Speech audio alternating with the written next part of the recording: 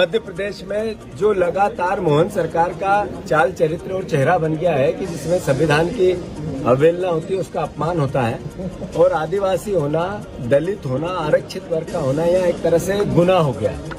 सबसे ज्यादा बहनों का बलात्कार यहाँ होता है, सबसे ज्यादा बहनें गायब आदिवासी अंचल से होती है, सबसे ज्यादा अपराध आदिवासियों पर, आरक्षित दलितों पे होते हैं। उसका एक चेहरा ऐसा जो हमारे विधायक जी के घर में घुसकर प्रशासन ने जो एक तरह से हठधर्मिता की, ये एक तरह से इसके चेहरे को बताता है, इस सरकार के चेहरे को बताता है। मैं मानता हूं कि हमने प्रशासन से जो प्रशासन का सम्मान होता है वैसे बात, लोकतंत्र के हम एक सकारात्मक विपक्ष हैं और सकारात्मक विपक्ष होने के नाते हमने डीएम से ईमानदारी से ये कहा कि गलती हुई, उनने स्वीकार किया हुई। मैंने कहा इसके आपका जो रूल्स ऑफ रेगुलेशन क्या कहते हैं या सर्विस बुक क्या कहती है, उसके हिसाब से आप नियम सम्मत कार्रवाई करेंगे। उन्होंने कहा करेंगे। उन्होंने कहा कब करेंगे, तो उन्होंने कहा आईएएस है, तो हमने कमिश्नर को प्रपोजल भेजा है। उन्होंने कहा 24 घंटे में हम निर्णय लेके आपको बताएंगे। मैं मानता हूं कि मैसेज है एक अधिकारी के लिए कि जो विधायक का प्रोटोकॉल होता है वो चीफ सेक्रेटरी का होता है।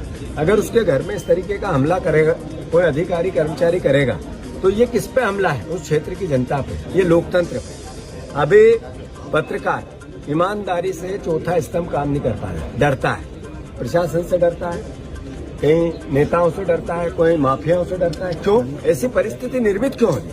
आखिर लोकतंत्र को ताकत देने वाला कोई व्यक्ति है तो है कौन? ये माइक है, ये आपकी कलम है, ये आपकी निष्पक्षता है, आपके सोचने का तरीका है। और मैं मानता हूं, मैं बहुत अपने आप को भाग्यशाली समझता हूं कि मध्य प्रदेश के जर्नलिज्म ईमानदारी से बहुत दबाव के बाद भी अपना काम पूरा करती है और विपक्ष को ताकत देती। आशा करता हूं जैसा मैंने कहा, अगर इनने 24 घंटे में जो निर्णय कहा वो नहीं लिया तो फिर हम यहाँ फिर से बड़ा आंदोलन की भूमिका बनाएंगे।